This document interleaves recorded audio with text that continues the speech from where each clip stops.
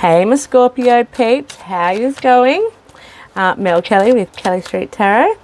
I am just doing the weekly love check, love reading, seeing who's coming towards my Scorpio peeps, yeah? So this isn't a one-to-one, so, you know, take it or leave it. Don't take it too seriously. I hope you get something from it. And even though it's a this week read, whenever you come across it, it may have something in there for you, yeah? Yeah, let's go. Shall we? Who's coming towards my Scorpio peeps? Oh, more heartbreak. Oh, what's going on out there in the world?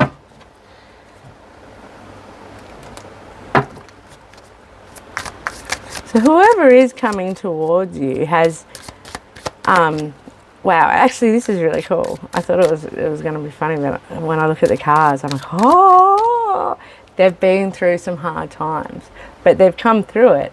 And they're like on the upward turn. They go, oh, I'm excited. I got goosebumps just then. It was good.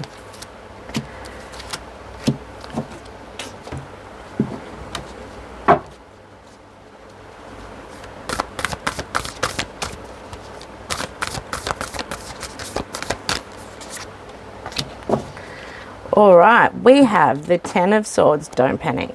We have the Ace of Swords, the Wheel of Fortune, and I think those three cards go together really lovely, and I'll explain that in a minute. Then we have Healing Family Issues. That makes sense. Chemistry. Embrace your emotions. Yes, wow. Bit of a heavy week for my Scorpio peeps, but whatever, we can get through it. So whether it's a relationship you're in or it's someone coming towards you, like who's coming towards you, they've been through the tough times, but like they're at the end of that, they're actually on their new beginning. So they've been through the worst of the worst. They've hit bottom, but they're starting again. See, from the clouds of confusion comes the sword of wisdom and truth and knowledge. Yeah. And then we've got the Wheel of Fortune. The Wheel of Fortune is always turning. So if they've just been here, there's only up, and the wheel is always turning. You know, what goes up must come down, what comes up must go, yeah, it's always turning, you know. So it's really interesting to see these all together, and then healing family issues. So, you know, it's quite possible that you've had a rough time with your partner, you know, your life partner, and everyone goes through rough times, so don't sweat it. And with everything that's happened in the world over the last couple of years, like a lot of relationships have gone through tough times, through lockdowns and job losses, and then, I don't know, what was it? Oh, the rental crisis, just all kinds of stuff, you know, and it's put a lot of pressure on families and things like that. But like it got as bad as it can get, and now there's only the beginning to start us off, and we have all the knowledge of what happened and how we handled it well, the things we did well, and how we handled some things badly, and how we can, you know, well, hopefully the whole world won't go into, I call it the year the world stood still, but and what an experience that was. And I did say to my friends, I said, you know, like, it's pretty cool, like, as hard as this is, it's pretty cool to be involved or around for something that is going to go down in history, that children, future generations of children are going to learn about. The pandemic that hit, and that the whole world stood still for almost a year, you know, pretty big. So, you know, don't give yourself a hard time if you didn't handle it so well, or if your partner didn't handle it so well. Or maybe you're meeting someone that's just coming out of, you know, they lost their job and they had COVID, and now they found it really hard to find somewhere to live, and they've just come through it, and they've got all this wisdom and knowledge, and they're with their new sword, and they're going to start again, and they're enthusiastic, and there's only up now from where they were, you know. They've started at one and off they go again. So, you know, acknowledge the fact that things were hard, and maybe give them the acknowledgement that you understand that things were hard for them, you know. And healing family issues. Your love life benefits as you forgive your partner. Well, parents, sorry. Parents. So, you know, and look, I guess at the end of the day, that's the one thing that we all need to realise. Some of us get some pretty shitty parents, let's face it. Some of us don't. Some of us have some brilliant ones, and that is really good, and they generally provide the world with some nice, stable humans, yeah? But for those who haven't had that good fortune, you know, just try and always understand that your parents did the best they could, even if it was, well, not good enough with what they had, you know? And it's just unfortunate that sometimes it goes too far. And, yeah, I don't know. For some people, I think we should have that, like over in the States, you can leave your baby at the, for some.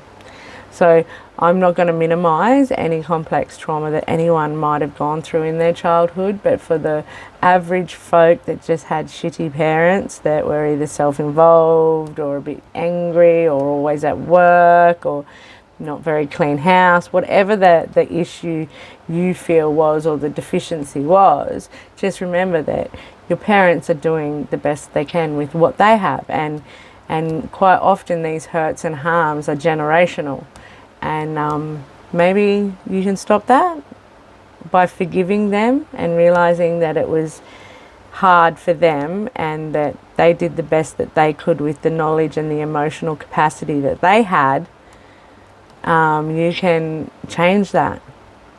You know, you can change that generational trauma, the generational wound that is running through the family. Yeah? So, yeah, just try to remember your parents are human. They're not robots. And they are prone to all the humanly beautiful things and lacks, you know? So then we've got chemistry. There is a strong magnetic attraction in this situation. Embrace your emotions.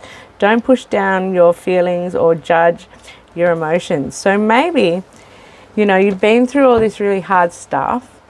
You've worked really hard and you've done really well, and you're finding yourself attracted to someone that's kind of still in the midst of this. You know, the potential is absolutely there for everything to change and turn around. And you know, there's a lot of healing that needs to be done, maybe generationally. But, you know, allow yourself to feel those emotions no matter what's going on. You know, like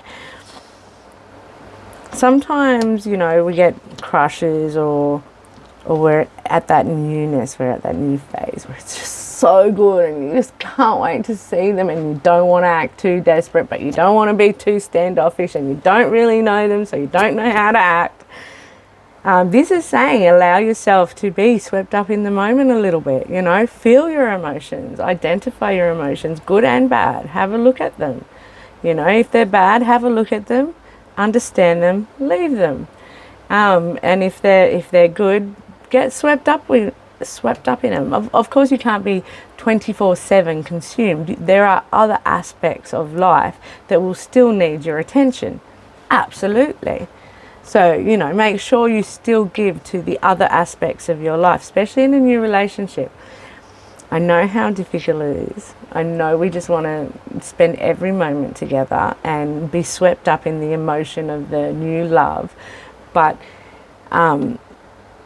giving space and time apart keeps the friction there, the tension, the can't wait to be there, and the beauty of it is it extends the honeymoon period. And don't we all love the honeymoon period? Yeah. So yeah, make sure you still can have that time, that capacity to focus on work and focus on home and focus on the kids, and then when you get a chance, focus on that feeling and relish it and dive into it. Anyway, so that's all I've got for you guys, my Scorpio peeps, today. As per usual, like, share, subscribe and follow. I'll catch you on the flip side.